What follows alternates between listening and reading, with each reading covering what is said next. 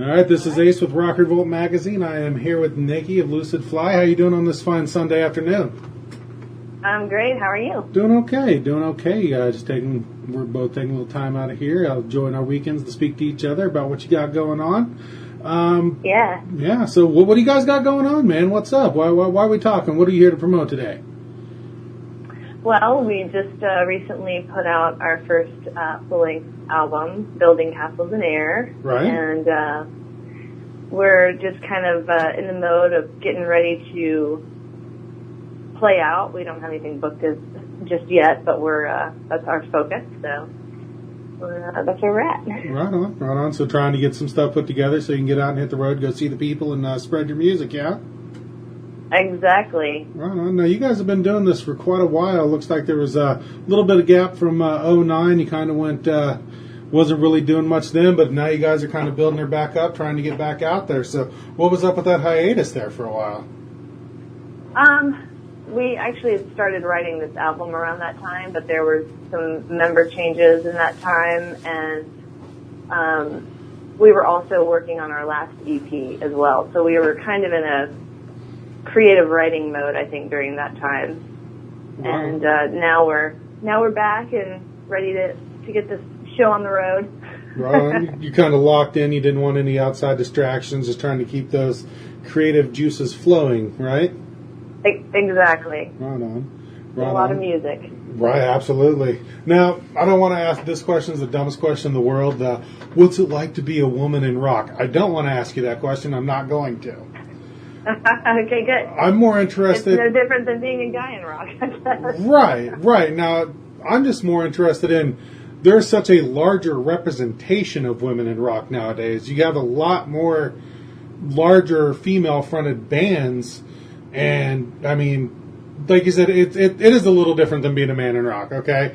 But what do you see as why is there so many more larger female-fronted bands nowadays, and, how does that make you feel?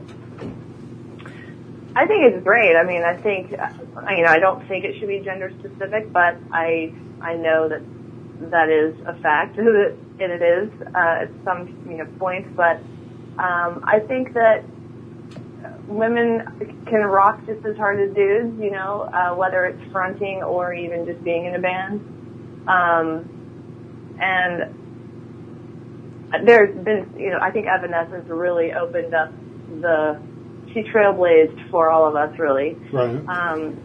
Showing people that we can do this, and I don't know. I think it's great. I don't really have too much opinion about it. I just kind of get up there and do my thing, and right. I think that's what a lot of girls are doing these days, So.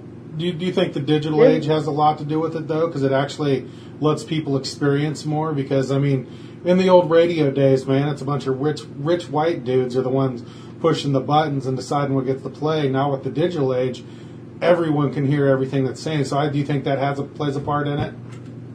I do. I think that, really, I think anybody can be a musician nowadays. True. On your iPhone, you can have GarageBand and you can create something, quantize it, put it out, and it's available for everyone. So I think social media has been a really key factor in that, and, I hope that it continues to keep spreading, I think there's a lot of great artists and, a lot of great music out there that needs to be heard. So I hope that that's on the rise still.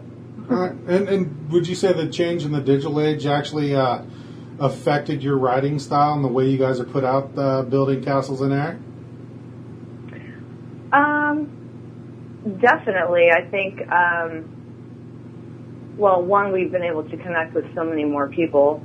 We had a crowdfunding campaign that was, successful, and it enabled us to be able to record this album. So definitely social media, the digital age, and actually writing too. The guy who mixed and mastered our album is in Australia, and the person who did the artwork is in Italy. So it's definitely been a positive thing for our band. Absolutely. I'm a big fan of the crowdfunding campaigns because like you guys and a lot of bands, they give little pieces back out to those who help fund the album, and it's a good way for the fans and the artists to unite together and get be a part of that album. And I think it's great. Yeah. I mean, how did you see it when you guys did that? What was your thought process about, hey, let's try to do a crowdfunding thing? Was there any backlash or any negative thoughts when you guys thought about it, or you were like, no, let's do this? Actually, I didn't want to do it at first, just because I knew that it was going to be a lot of, basically like a 40-hour-a-week job. Right. And it was, even though it was a lot of hard work, I think it was the best thing that we could have done. It definitely brought us and the fans closer together. They were more a part of the process. And, the crowdfunding perks, that was fun. It ended up being a really rewarding experience for us to create, and I think for the fans too. So I think I was afraid of the work, and it was a lot of work. Was it? A lot of work. It was like a 40-hour week job, right, on top of working. But, when you actually have a successful campaign and then you realize that you have some money to put towards making an album that you want, it makes it all worth it. So. Absolutely. Now, you said you guys are working on trying to get out on the road. You haven't got anything locked down, but do you have any areas in mind? Is there something you worked on? Any kind of sneak peek you might be able to let somebody know about? Not quite yet. We definitely will be playing, in LA, our hometown. And we'd love to go back to some of the places that we did a tour in 2013. It was the Southwest tour, so, around Arizona, Nevada, New Mexico, Texas. We definitely want to get back there. But ultimately we want to go, all the way across the U.S.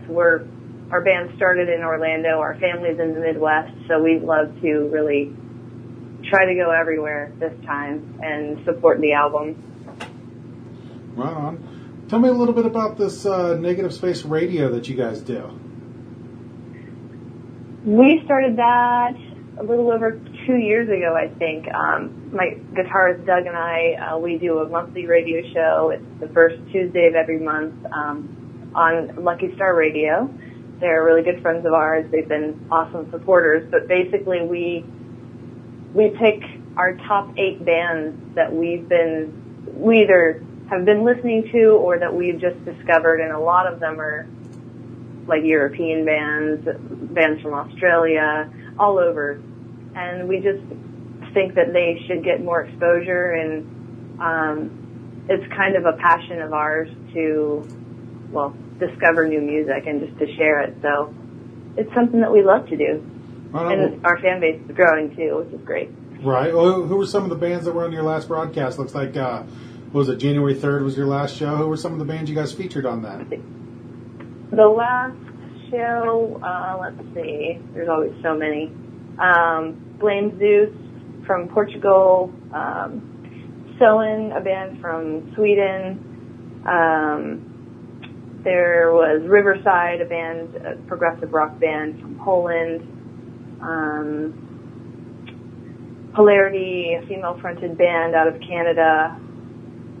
So we're always discovering new stuff, so right on. We love it.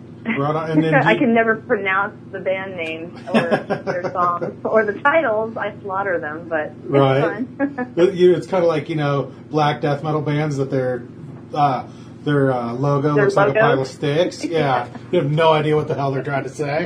Right. Yeah. I got it. I think all of them say metal. I think that it's just the word metal scrambled somehow. You think so? Right. It could be. It could just be a big, huge joke on everyone else. But it's just the same thing. Yeah. That would be hilarious. You may have uncovered something. Yeah. Right on. I hope so. Well, do you get in contact with these bands and kind of trade off music and, use that to help spread your music around the world? Definitely. We've been fortunate enough to, we played Dead Letter Circus. We've seen them play. They're from Australia. We saw them when they played in Germany this past October. we were able to see and speak to a band, Sport Noir, who's just amazing. And also the band Blame Zeus, they're from Portugal. We ended up going to Portugal and meeting them, and they're just putting out a new album now. So we were able to play their single on our radio show, which was really cool. So definitely it's a way for us to connect with these bands that we love, and hopefully in the future we can tour with them. That'd be a dream. Right, and it looks like you guys are even going to get to play over in the UK tonight, it looks like. Oh, yeah. Yeah, just looking on your Facebook page here. Yeah, I was looking on your Facebook page, and you guys are, going to be getting some play tonight on a radio station over in the UK, so that's got to be awesome. Yeah, definitely. Our following, it seems to be very well received over in Europe. I think the genre, like any kind of progressive kind of stuff seems more easily accepted over there, or just more the norm. I'm not sure, but we do get a lot of great feedback from the UK and Europe in general. And, I've had that conversation with a lot of artists, and it's more what I think the general consensus that I've come to is speaking to more and more artists is that they're more open-minded. They're not shut off to their genre like a lot of folks are over here. It's like, oh, I like, I'm prog metal, boom, that's it. Oh, I'm death metal, boom, that's it. Oh, I'm new metal, and that's it. They'll listen to everything, and they love it.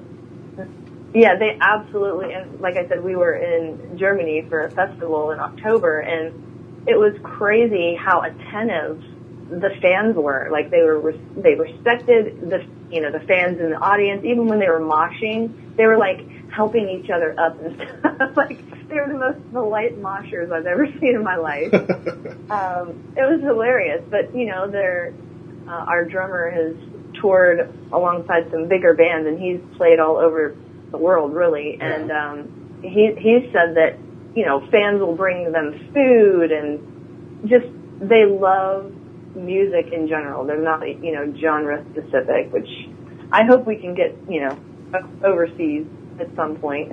It's expensive to travel and all that, but that's definitely a bucket list. Right on. Well, and I mean, if not, at least you got to play that festival in Germany, so that's cool, right? Yeah. Was that your only trip overseas, or? No, we've traveled overseas before, but I mean, we didn't get to play the festival. We just went because a lot of our favorite bands were on that festival. Oh, you just went hung out and partied. Okay. Yeah. I got it.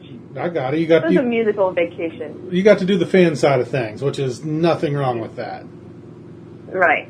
Right, absolutely. It was a little scouting too, Got to check out the scene. Yeah, right, absolutely, and found out, hey, I'm ready to come back, right? Yes. Didn't want to leave, actually, but, Well, no, man, it's music, and you're in Germany, so for me, that'd be great. It's great music, lots of beer, and sausage and sauerkraut, because that's me in a nutshell. Yeah. Oh, yeah, exactly. Yeah. It was awesome. I could totally get down for that.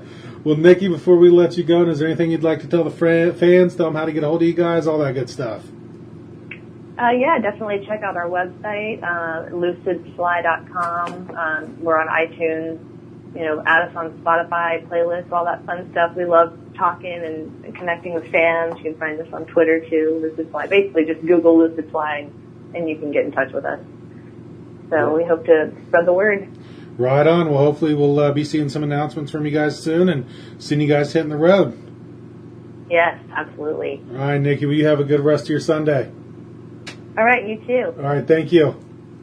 Thanks. Bye-bye. Bye.